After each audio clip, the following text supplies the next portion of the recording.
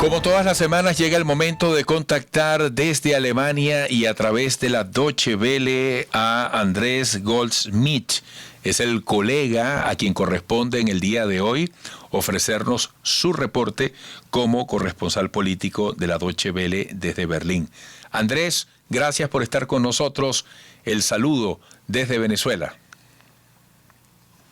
Saludo cordial y un gusto también para mí en este intento de reemplazar a la irreemplazable Juliana González.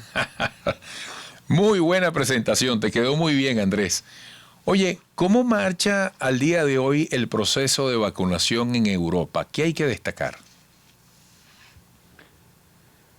Bueno, una cosa importante, en toda Europa donde empezó bastante lenta la campaña de vacunación, cuando se la comparaba con Estados Unidos o con Reino Unido, con Emiratos Árabes Unidos, empezó a marchar, sobre todo a partir de comienzos de la primavera. Esta semana España superó al resto de los países, menos a Malta, la pequeña Malta, y se ubicó entonces como el segundo país de la Unión Europea con mayor porcentaje de vacunados, 65% en total, 61%, o te lo digo, 56%, ahí lo tenía anotado, ya han sido vacunados completamente. España es el país que más ha vacunado.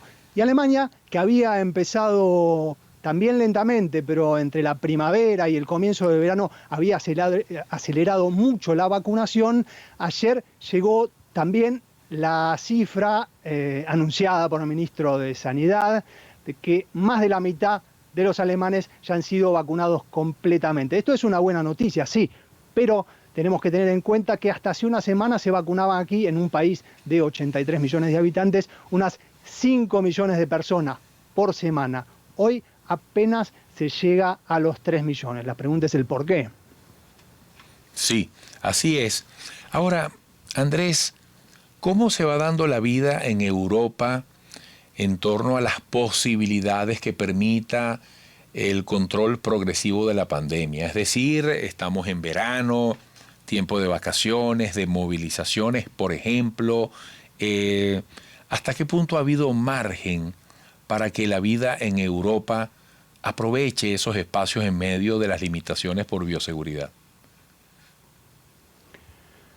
Bueno, en Europa llegaron las aperturas bastante puntualmente para el comienzo del clima veraniego, del clima primaveral, y eso fue un alivio porque tuvimos en la mayoría de los países a finales del año pasado, en lo más crudo del invierno, momentos de mucha angustia donde subían los casos a pesar de los cierres. Y entonces, con los comienzos de los calores, más la campaña de vacunación que empezaba a ganar en velocidad, entonces también pudieron darse las nuevas aperturas y empezaron a verse la normalización, entre comillas, de muchas de las actividades que no solo los alemanes, todos los europeos aman hacer en esta época: salir a los parques, hacer deportes al aire libre, ir a tomar una cerveza, por supuesto, empezar los viajes. Así que se vio entre lo permitido y lo no tan permitido, porque hay quienes también realizan actividades que según las normas no deberían, se volvió bastante a la normalidad en las actividades de todos los días, sobre todo en el tiempo libre. Qué interesante. Andrés, ¿cómo se reacciona en Europa ante la aparición de las mutaciones o de las variantes del coronavirus? Eso, en definitiva, ¿qué implica en la marcha, en la carrera por la superación del problema a través básicamente de las jornadas de vacunación? Es un problema que no tiene una respuesta unívoca o sencilla. La variante Delta, que apareció hace unos meses, parece ser más contagiosa, parece confirmar los temores de que era mucho más contagiosa. De hecho, se extendió rápidamente en el Reino Unido, a tal punto de que las aperturas que había decidido Boris Johnson las tuvo que posponer.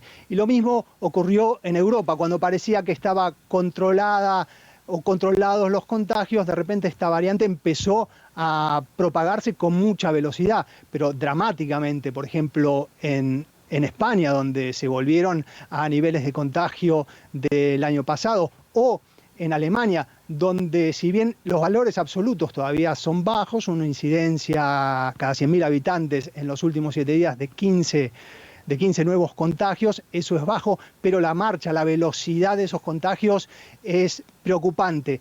¿Cuál es?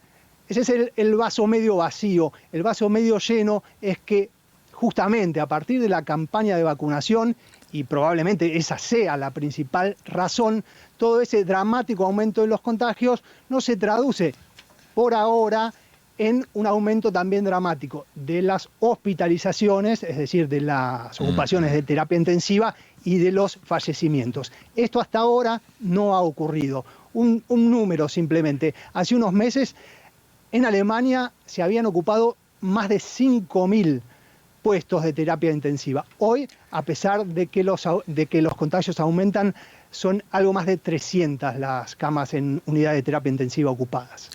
Wow, una diferencia enorme. Por cierto, ¿cómo calificar, cómo definir el sistema de salud en Alemania? ¿Hasta qué punto el sistema público ha sido capaz de atender la situación? Te comento que, por ejemplo, en Venezuela, nuestro sistema de salud es precario. El rol de los seguros privados es muy importante. Y a los seguros privados les ha ido muy mal porque han tenido que asumir financieramente los costos que entraña la atención masiva de casos de coronavirus. ¿Cómo describirías el tema en Alemania? Bien, en Alemania la cobertura de salud es muy amplia. La mayoría de la gente está cubierta por el sistema público, pero eso no implica que todos los hospitales sean públicos, sino que por medio de la cobertura del sistema público de salud se puede acceder también a hospitales o a consultorios privados.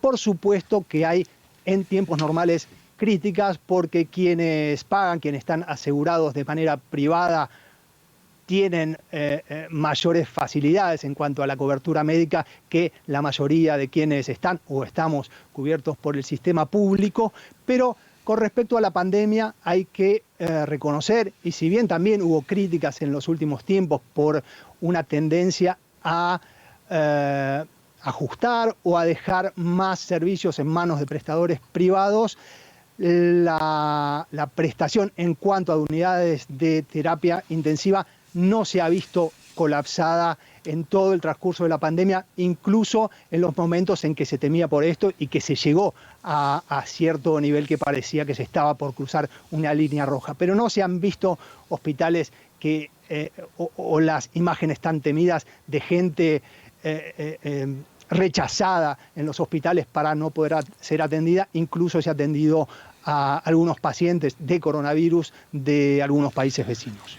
Andrés, un gran gusto tenerte para nosotros. Gracias por el apoyo.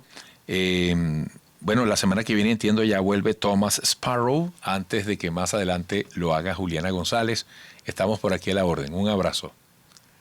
Un gusto y hasta cualquier momento en que me necesiten. Saludos a la audiencia y a vos, Eduardo. Mucho gusto. Gracias, Andrés Goldsmith, corresponsal político de la Deutsche Welle desde Berlín, Alemania.